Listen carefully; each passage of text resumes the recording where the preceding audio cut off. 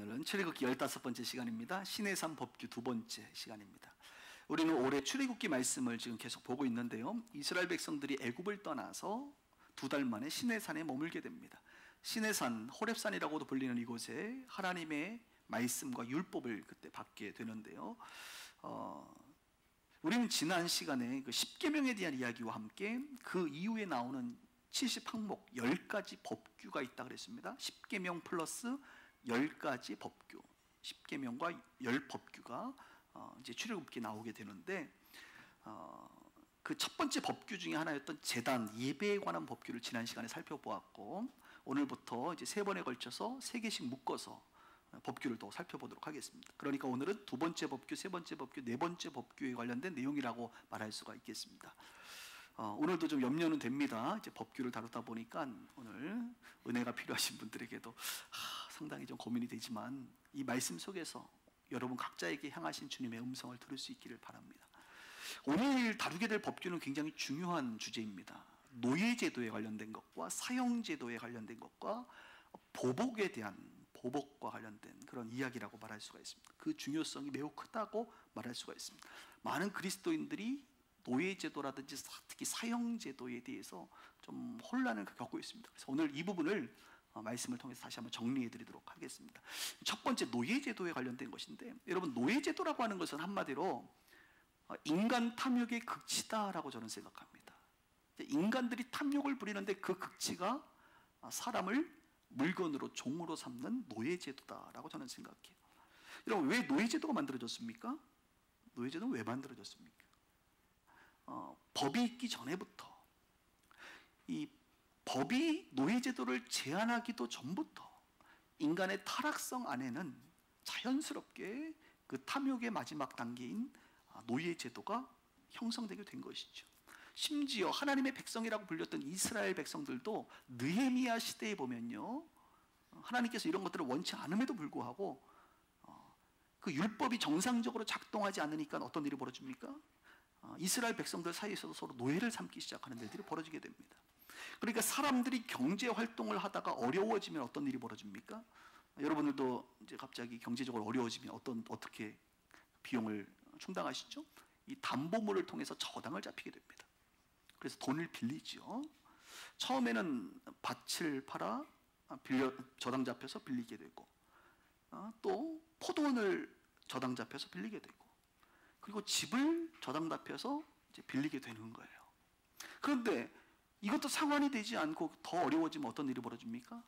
이제 집 다음에는 뭐예요? 남은 것은 몸밖에 없는 거예요.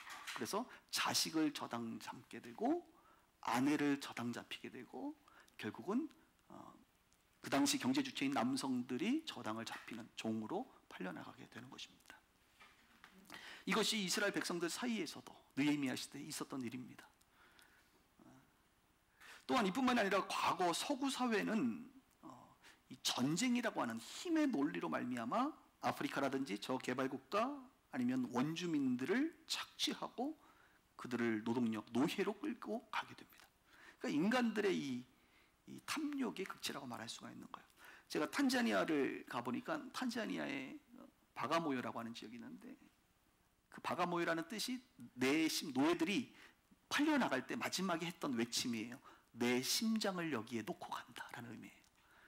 이제 못 돌아오니까 거기 가면 이제 노예들이 그 어떻게 팔려나가는지, 마치 동태짝처럼 다 그 배에 들어가서 캐시넛 몇 개 주고 살아남으면 사는 거고 죽으면 그냥 그 항해 가운데 끝나는 거예요. 얼마 전에 필리핀 갔더니 필리핀에도 가면 노예들을 팔았던 그 흔적들이 그 탄자니아에도 있고 필리핀에도 있어요. 그러니까 저개발국이라든지 아프리카의 곳곳에 사람을 배태워 노예로 이송했던 흔적들이 곳곳에 지금 역사 속에 있습니다. 여러분, 십계명은 BC 1450년경에 지금 하나님께서 지금 말씀하고 계시는데, 십계명이 주어지기 전 350년 전에, 그러니까 BC 한 1780년경에 만들어졌던 인류 최초의 법전이라고 불릴 만한 것이 있습니다. 그것이 뭐예요? 함무라비 법전. 여러분 많이 들어보셨죠? 이 함무라비 법전이 왜 유명하냐면, 최근에 다른 것이 발견되긴 했지만 그 당시까지만 해도 그 인류 역사의 최초의 법전이다 이렇게 말할 수가 있습니다. 이 함무라비 법전은 바벨론의 함무라비 왕 시대에 만들었던 법전이에요. 이 함무라비 법전에 보면 노예 제도에 대해서 맨 마지막 부분에 이 내용을 담고 있습니다, 여러분. 그런데 성경은 참 아이러니하게도 함무라비 법전은 맨 마지막에 노예 제도에 대해서 언급하고 있지만 성경은 지금 어느 부분에서 말하고 있느냐? 가장 앞쪽에 노예 제도에 대해서 하나님께서 말씀하고 있습니다. 지난번에 10계명을 배울 때 하나님이 1계명을 주시기 전에 이런 말씀을 하셨습니다. 나는 너를 애굽 땅 종 되었던 집에서 인도하여 낸 내 하나님 여호와다. 이런 말을 했어요. 그러니까 하나님께서 10계명을 주시기 전에 했던 말이 뭐예요? 종 되었던 그 애굽에서 너희를 건져낸 하나님이다. 그리고 법규를 말할 때도 거의 첫 번째로 얘기한 게 뭐예요? 노예 제도에 대한 이야기. 이것은 곧 이스라엘 백성들이 400년 동안 애굽에 종살이 했다거든요. 노예로의 삶을 살았기 때문에 무엇보다 아주 중요한 그들의 관심 분야일 수밖에 없었던 것입니다. 이 지긋지긋한 너희들의 삶을 아셨기 때문에 특별히 이 부분에 대해서 강조하셨다 이렇게 말할 수가 있습니다. 그런데 오늘 21장 1절에 보니까 뭐라고 얘기하죠? 내가 백성 앞에 세울 법규는 이러하다. 내가 히브리 종을 사면 그는 뭐예요? 엿새 동안은 섬길 것이지만 7째 해는 몸값을 물지 않고 나가 자유인이 될 것이다. 그러니까 6년 동안은, 그러니까 종을 아무리 사도 6년 동안만 섬기고 7년째는 어떻게 되는 거예요? 안식년 때는 몸값을 지불받지 않고 그냥 마음껏 자유가 되는 거예요. 담보나 저당을 해지하는 자유인이 되는 것입니다. 신명기에도 보면 이렇게 나옵니다. 6년 후에 자유인이 될 때 그냥 보내지 말고 주인들은 한 살림 챙겨서 내보내라 이거예요. 아니 그냥 보내는 것도 억울한데 한 살림 채려서 내보내라 이거예요. 그건 뭐예요? 종에 대한 하나님의 배려고 가난의 악순환을 끊어버릴 수 있도록 살림을 챙겨줘서 보내라 이렇게 말하고 있습니다. 그럼 여러분 이 말 속의 의미를 좀 생각해 보자 이겁니다. 지금 하나님께서는 이 노예 제도를 당장은 허용하시는 듯하지만 결론적으로 하나님의 의도는 뭐예요? 노예 제도가 있기를 원치 않은 것이죠. 없애는 것입니다. 그리고 성경 곳곳에 보면 노예 제도에 대한 하나님의 말씀이 계속 나오는데 이런 표현들이 나옵니다. 들어보십시오. 노예는 너의 형제다. 노예는 안식일이라든지 종교 절기에는 쉴 권한이 있다. 노예들은 서로 결혼할 수 있고 노예들에 대해서 주인은 반드시 먹이고 입혀야 된다. 그리고 주인을 도망친 노예들도 있는데 도망친 노예는 결코 강제로 잡아올 수 없다. 그들을 학대해서도 안 돼. 학대로부터 보호해야 되며 그들이 원하는 어느 곳이든지 가서 살게 해야 된다. 심지어 노예들에 대해서 주인의 폭행으로 노예들의 다리라든지 눈이라든지 치아가 부러지면 자동으로 자유인이 된다. 이런 표현들이 있어요. 지금 이런 내용들을 쭉 들어보니까 여러분 하나님께서 노예 제도를 유지하라는 거예요. 없애라는 거예요. 뭐 말은 유지되는 것 같지만 실제로 그 내용들을 보면 이 내용 가지고 노예 삼겠습니까? 사람들이 삼지 말라는 이야기예요. 그 하나님의 마음이 거기에 담겨져 있다는 것입니다. 그리스도인들은 모든 인간은 자유와 평등이 보장되어야 한다는 그 사회적 가치를 동의하는 사람들이 그리스도인들입니다. 노예제도와 같은 인간 탐욕의 극치에서 비롯된 그 잘못된 인권을 바로 잡아야 될 사람들이 누굽니까? 그리스도인들입니다. 예수님께서 하셨던 유명한 말씀 중에 황금률이라고 불려지는 게 있죠. 마태복음 7장 12절에 보면 남에게 대접을 받고자 하는 대로 너희도 남을 대접하라. 이런 내용들이 어떤 노예제도라든지 잘못된 인권들에 대해서 우리 주님께서 가르쳐주고 있는 내용입니다. 그런데 이 노예제도는 성경이 있고 나서 인류 역사 속에서 끊임없이 오랫동안 거의 19세기까지 유지되어 있던 것을 우리는 알게 됩니다. 그러니까 노예제도 없어진 것이 여러분 그렇게 오래되지 않아요. 대표적으로 유럽의 서구 국가들은 15세기부터 포르투갈이 아프리카 서해 지역을 침범함으로 아프리카 사람들 노예를 끌고 가기 시작하고요. 경쟁적으로 서구의 유럽 국가들은 아프리카를 침공하게 됩니다. 그리고 19세기까지 무려 400여 년 동안 노예 제도를 통하여 그들은 심지어 이런 말이 있습니다. 산업혁명 시대에 증기 기관차를 그렇죠? 그러니까 흑인들의 근육으로 증기기관차는 돌아갔다. 이런 말이 있어요. 흑인들의 근육으로 증기기관차는 돌아갔다. 그런 노예제도가 있었다는 거예요. 근데 감사하게도 19세기 어떤 일이 있었습니까? 영국에 평신도 크리스찬이면서 국회의원이었던 여러분 그 유명한 윌리엄 윌버포스라고 하는 사람이 등장해요. 그리고 그 사람이 자기의 정당의 어떤 힘과 자기 그룹의 힘을 통해서 결국에는 이 사람이 주도적으로 감리교회 존 웨슬리의 힘을 얻고 지지를 얻고 그 당시에 이 노예제도 폐지 법안을 통과시킵니다. 그래서 영국에서부터 시작돼서 노예제도가 폐지되기 시작했어요. 그 이후에 그 영향을 받았던 사람이 누굽니까? 미국의 아브라함 링컨이에요. 아브라함 링컨은요, 이 노예제도를 폐지하기 위해서 굉장히 애썼습니다. 그리고 그가 대통령이 되었을 때에 여러분 남북전쟁이 일어납니다. 남북전쟁의 핵심이 노예제도거든요. 남쪽의 사람들은 이 목화, 농사를 지어야 되기 때문에 원주민들을 노예로 쓰길 원했던 것이고, 북쪽에 있는 사람들은 산업화되면서 그냥 그 원주민들을 저임금 노동자로 사용하기를 원했어요. 그래서 이 둘의 이해관계가 충돌될 때에 링컨이 남북전쟁을 그러면서 남쪽에 있는 주들이 연방국가에서 빠져나가기 시작하는 거예요. 그때 전쟁을 통해서 다시 통합하고 결국은 링컨을 통해서 어떻게 됩니까? 노예제도가 폐지됩니다. 그래서 아브라함 링컨은 사실 미국의 역사 속에 단순한 그냥 훌륭한 대통령이 아니라 거의 저기 워싱턴 DC 기념관에 가면 거의 템플이라고 써요. 템플. 거의 사원에 가까운 거의 신격화되어 있는 존재입니다. 한국은 노예제도가 없었습니까? 노예라는 말은 안 쓰지 말고 노비제도라고 있었죠. 고려시대, 조선시대에 보면 양반과 상인과 그 다음에 노비 이렇게 계급이 있었습니다. 고려시대는 10% 정도의 노예가 있었지만 조선시대로 넘어오면 40%에 해당된 사람들이 노비였습니다. 동학농민운동을 계기로 그리고 조일 전쟁을 통해서 이 노비들이 전쟁에서 공적을 세우면서 그들의 신분들이 변화되기 시작하면서 노비제도가 붕괴되기 시작하고 결국 고종 황제 때에 120년 전에 이 노비제도, 노예제도가 우리나라에서 폐지되게 됩니다. 이런 전 세계적으로 노예제도를 폐지하는 데 중요한 역할을 했던 사람들이 누구지요? 다 하나님의 사람들이었습니다.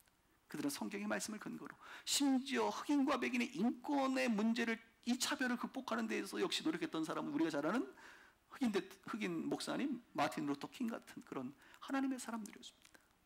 하나님의 사람들이 하나님의 말씀을 통하여 사회를 정화시키고 하나님의 말씀을 따라 다시 한번 회복시켜 나가는 그런 일들이 일어났던 것이죠.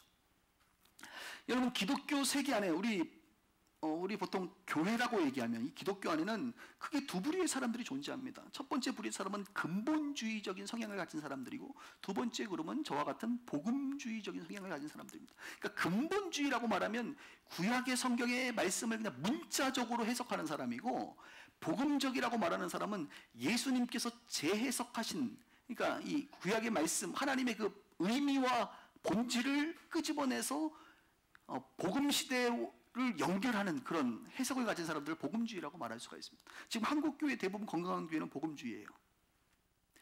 그런데 여전히 기독교인들 중에서도 근본주의적인 성향을 가진 사람들 오늘 설교 같은 구약의 말씀을 보면 문자적으로 어떻게 느끼냐? 노예제도 그냥 있었구나. 지금도 노예제도가 있어야 되는 거 아니야? 라고 허용한단 말이에요. 그러나 복음주의는 아니죠. 그 의미와 복음적 의미에서 노예제도는 폐지되어야 된다. 이렇게 말하고 있습니다. 기독교는 인권을 매우 중요한 가치로 생각하는 사람들입니다.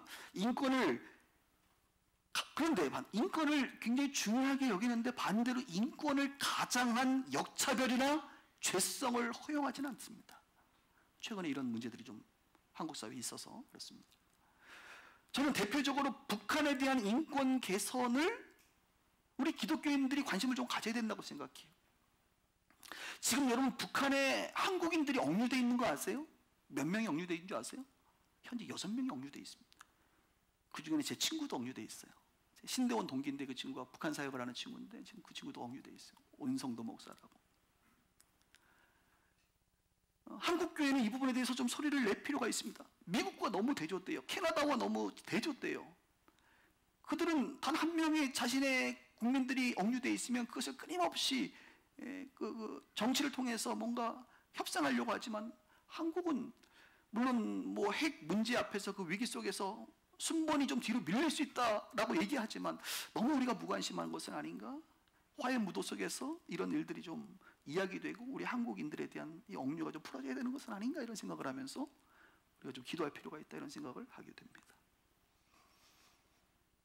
갑질 문화라고 여러분 들으시죠? 갑질 문화가 뭡니까? 그 근본적인 밑바닥에는 인간의 탐욕의 극치를 말하고 있죠. 노예라는 말을 쓰진 않지만 마치 내가 고용하고 있는 그 직원들이 나의 노예처럼 움직여주기를 원하고 그렇게 하지 않았을 때에 폭행하고 폭력을 행사하는 것이 갑질 문화입니다. 정상적인 고용관계가 아니고 비인격적 관계로 나아가는 것이죠. 마치 사업주의 노예로 생각하는 것 같습니다. 오늘 성경은 단순한 그냥 과거 수천 년 전의 그냥 이야기가 아니라 오늘날, 아니 최근 몇백 년 전만 해도 우리가 극복해야 될 문제였습니다. 그리고 우리 개인적으로 본다면 저와 여러분들을 죄와 사망과 마귀의 노예로부터 해방시키신 예수 그리스도의 십자가의 공로를 기억하게 되죠.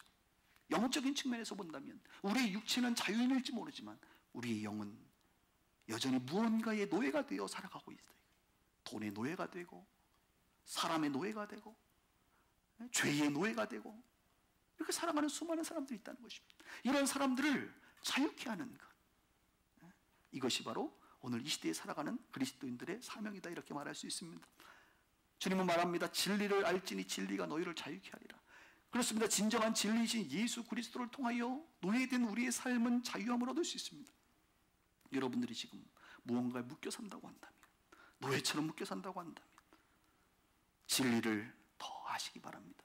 예수 그리스도를 바라보시기 바랍니다. 예수 그리스도의 십자가 앞에 진지하게 나아가시기 바랍니다. 진지한 질문 앞에 주님은 진지한 답을 해 주실 것입니다. 여러분을 자유케 하실 것입니다.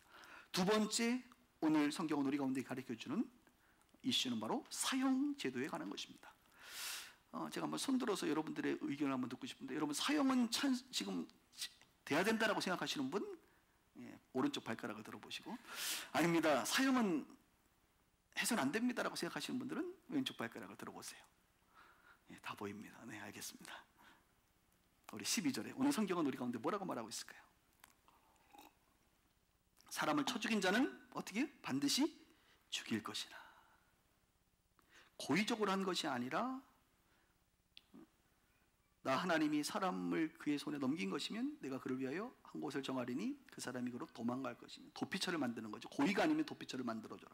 사람이 그 이웃을 고의로 죽였으면 너는 그를 재단에서라도 예배 중이라도 잡아내려 죽여라. 이렇게 얘기하는데요. 그러니까 고의로 죽이면 사형을 하고 고의가 아니면 도피처를 만들어서 생명을 보존해라. 사형감은 아니다 이렇게 말하는 것이죠. 심지어는 그 다음 구절들을 보면 3대 범죄에 대한 이야기를 합니다. 살인을 하거나, 방금 말했죠. 그 다음에 부모를 폭행하거나, 사람을 유괴했을 때는 살인을 해라, 사형을 해라, 죽이라 이런 거예요. 여러분 요즘 그러니까 한마디로 가해자의 치밀한 계획성과 의도가 확고히 증명되었을 경우에는 죽여라 이거예요. 최근 한국은 묻지마식 범죄가 있죠. 잔인한 범죄들로 인해서 일반 국민들도 사형시켜버려야 된다. 그런 여론이 굉장히 앞서고 있습니다.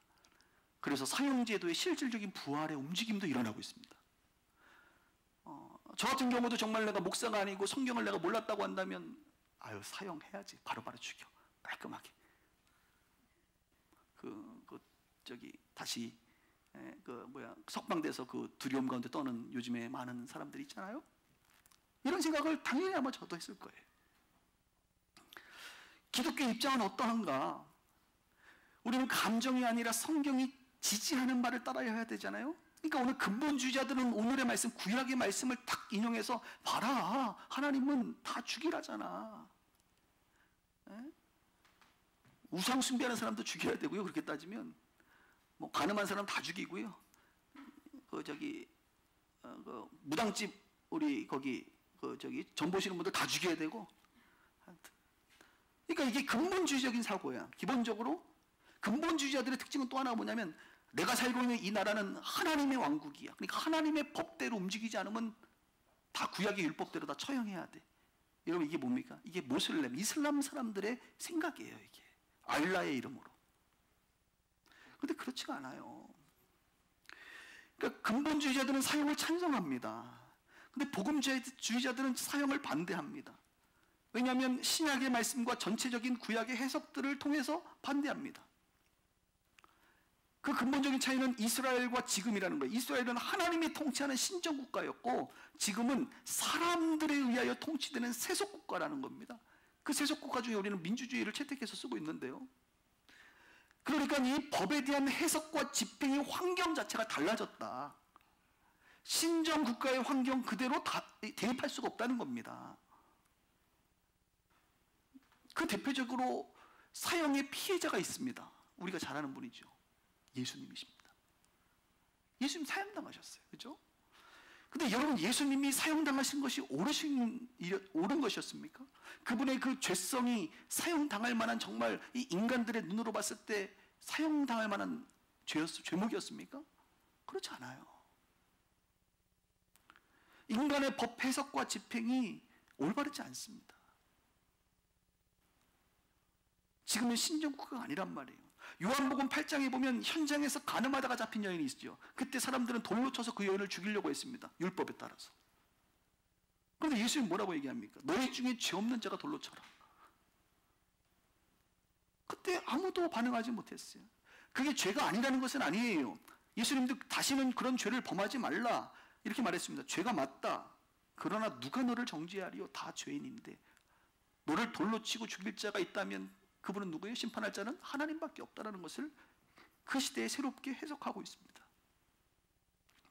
오직 하나님 한 분 외에는, 생명의 주인인 그 한 분 하나님 외에는 인간의 생명을 그 어떤 사람도 해할 수 없다는 것을 상징적으로 말해주고 있는 것입니다.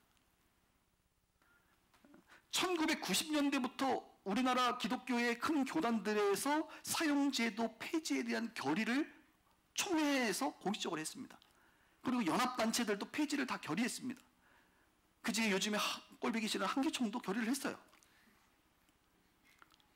최근 한기총, 그런데 이 한기총이 입장을 바꿨습니다. 사형제도 찬성으로. 왜요? 한기총을 주도하고 있는 사람들이 누구냐? 요즘 근본주의자 목회자들이거든요. 오직 정치에 현혹되어져서. 그래, 이상한 말들 막, 그분들이 말하는 거는 정상적이지 않아요. 복음적이지 않아요. 그냥 성경 말씀 그냥 자기네들이 마음껏 해석해서 막 하는 거예요.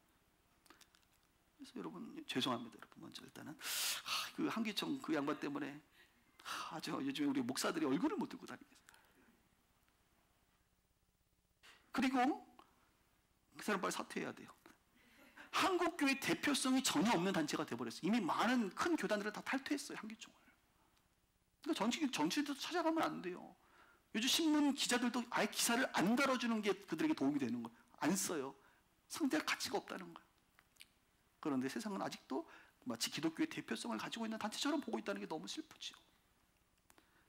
근본주의자들이 장악하면서 마치 사형은 다시 진행돼야 된다고 말하고 있는 것입니다. 이미 오래전에 다 끝난 이야기가 말이죠. 여러분, 오늘 말씀을 잘 해석해보면 죽이라의 방점이 있는 게 아닙니다. 죽이라의 방점이 있는 게 아니에요.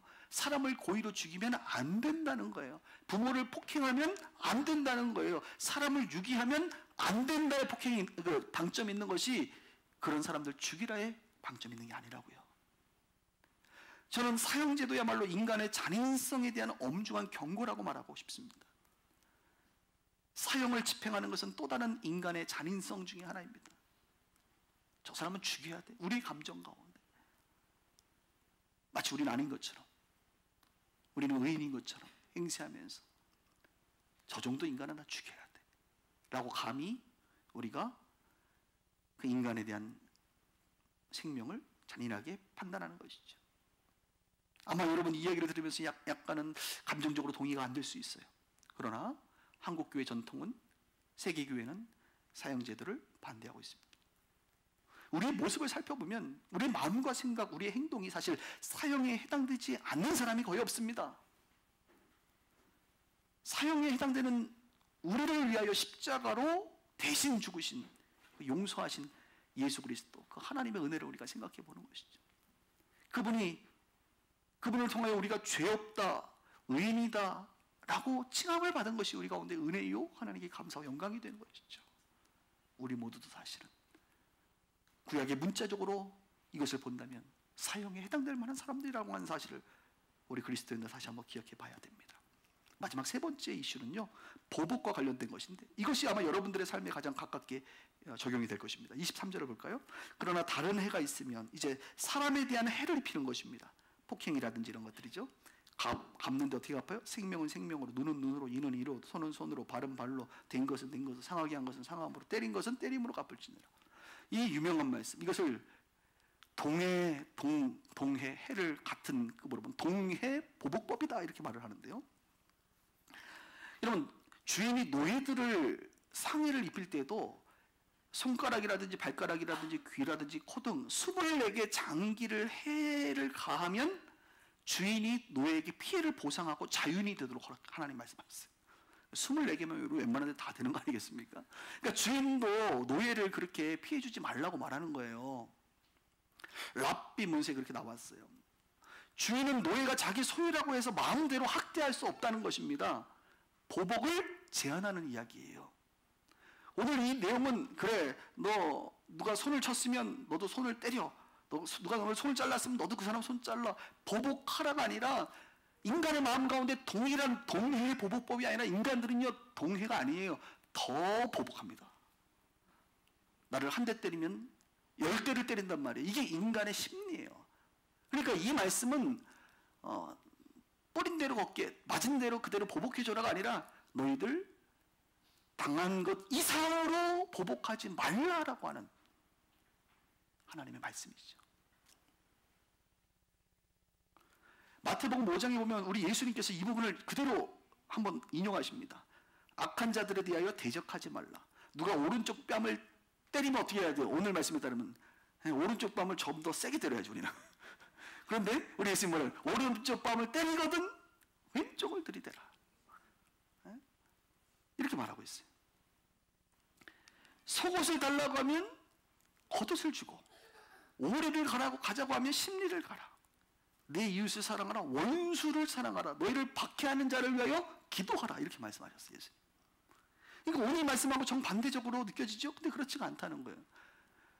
하나님은 보복을 하는데 너희들의 감정 이상으로, 그 동해 이상으로 하면 안 된다라고 하는 것을 말하는 것이고, 예수님은 한 발짝 더 나아가 해를 동해 정도가 아니라 용서하고 하나님께 그 심판을 맡기고 너희들은 감수하라.